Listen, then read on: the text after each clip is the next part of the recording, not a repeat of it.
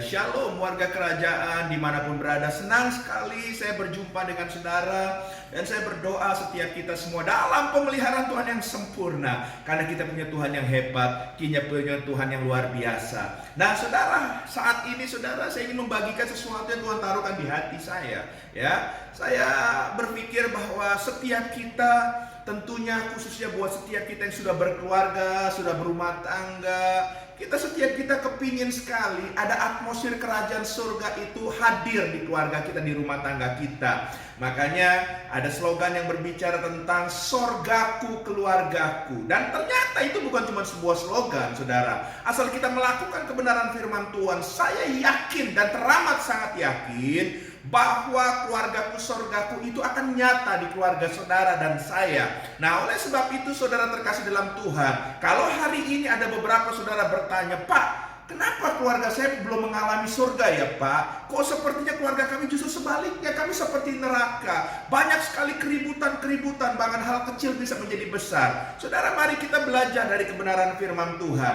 Dan hari ini saya ingin mengambil sebuah contoh tentang seorang pribadi yang bernama Samuel. Mari kita lihat sama-sama di dalam 1 Samuel pasal yang ke-7 ayat yang ke-15 sampai dengan yang ke-17. Saya ulang sekali lagi, 1 Samuel pasal yang ke-7 ayat yang ke-15 sampai dengan yang ke-17. Demikian firman Tuhan. Samuel memerintah sebagai hakim atas orang Israel seumur hidupnya.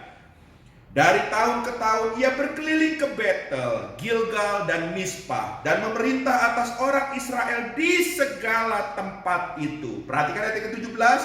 Lalu ia kembali ke Rama, sebab di sanalah rumahnya dan di sanalah ia memerintah atas orang Israel, dan di sana ia mendirikan mezbah bagi Tuhan. Katakan haleluya. Nah, saudara, dari kebenaran firman Tuhan yang kita renungkan ini, mungkin seberapa kita bertanya siapa sebetulnya Samuel ini. Haleluya. Dan kita melihat bahwa Samuel ini dijelaskan dari firman Tuhan ini. Yang pertama tentunya dia adalah seorang nabi yang terkenal pada zaman itu. Ya, wah, kesibukannya sungguh luar biasa, begitu padat. Yang kedua, dia juga adalah seorang hakim Israel yang memerintah seumur hidup.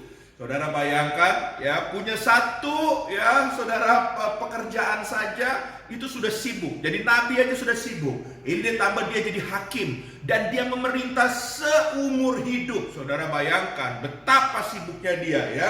Lalu yang ketiga, dia adalah seorang pemimpin ya bagi bangsa Israel, Yerusalem di situ saudara, dan beberapa kota, dan dia mobile ke banyak kota. Dia begitu saudara padat ya tugas-tugasnya, saudara terkasih dalam Tuhan. Nah, dalam kebenaran firman Tuhan ini tapi ada satu ayat yang menyatakan bagaimana di tengah-tengah kesibukannya dia bisa menciptakan surga ada di keluarganya. Kalau kita lihat di ayat yang ke-17 dikatakan, sesibuk apapun Samuel selalu pulang ke Rama, ke kota di mana tempat dia tinggal, di mana dia punya rumah, di mana dia punya istri dan dia punya anak, saudara. Sesibuk apapun, dia pasti pulang ke rumahnya. Banyak orang saudara terkasih dalam Tuhan dengan alasan pekerjaan, dengan alasan pelayanan, dengan alasan punya hobi, saudara terkasih dalam Tuhan, keluarganya di nomor kesekiankan dalam kehidupannya. Oleh sebab itu saya mau belajar buat kita semua untuk mengerti firman Tuhan ini yang mengajar kita bahwa kalau pingin atmosfer keluarga kita mengalami atmosfer kerajaan sorga, mari kita mengerti apa yang menjadi kerinduan Tuhan. Rahasianya yang pertama, saudara harus mengerti prioritas. Wah, haleluya. Katakan sama-sama, prioritas. Apa itu saudara terkasih dalam Tuhan? Yang pertama, prioritas kita tentunya urutannya Tuhan. Dalam hidup kita, Tuhan harus nomor 1.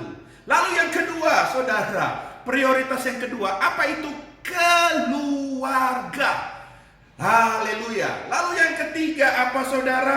Pekerjaan atau pelayanan. Nah, antara pekerjaan dan pelayanan saudara, buat saya ini adalah sebuah keseimbangan. Bagi saudara belum dipanggil sepenuh waktu seperti saya, saudara antara pekerjaan itu sesuatu yang penting.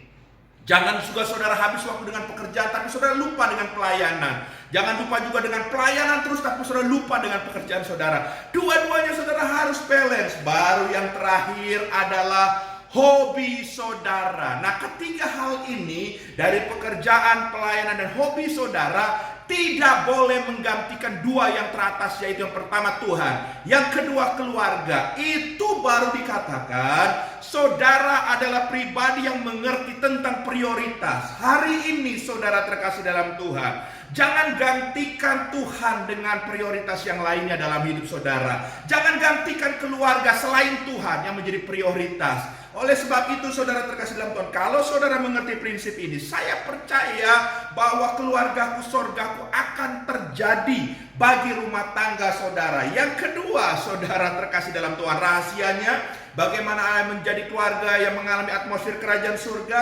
Mari kita lihat sama-sama dalam Ibrani pasal 13 ayat yang keempat. Dikatakan begini, hendaklah kamu semua penuh hormat terhadap perkawinan, dan janganlah kamu mencemarkan tempat tidur, sebab orang-orang sundal dan penjinah akan dihakimi Allah. Masing-masing kita, baik suami, baik istri, harus bisa menjaga kesucian kita. Sekalipun suami kita sedang pergi, istri kita juga sedang ada penugasan, atau apapun juga mengantar anak sekolah, dimanapun, masing-masing harus bisa menjaga kesucian. Kesucian pikiran, kesucian hati, kesucian kekudusan tubuhnya. Saya percaya waktu dua-duanya menjaga kesucian ini dengan hidup takut akan Tuhan, maka atmosfer kerajaan surga akan dinyatakan. Saudara jangan sekali-kali coba buka celah. Saudara tahu bahwa pasangan saudara sedang tidak di rumah. Saudara tahu pasangan saudara tidak bersama dengan saudara dalam kurun waktu yang sebentar ataupun yang lama.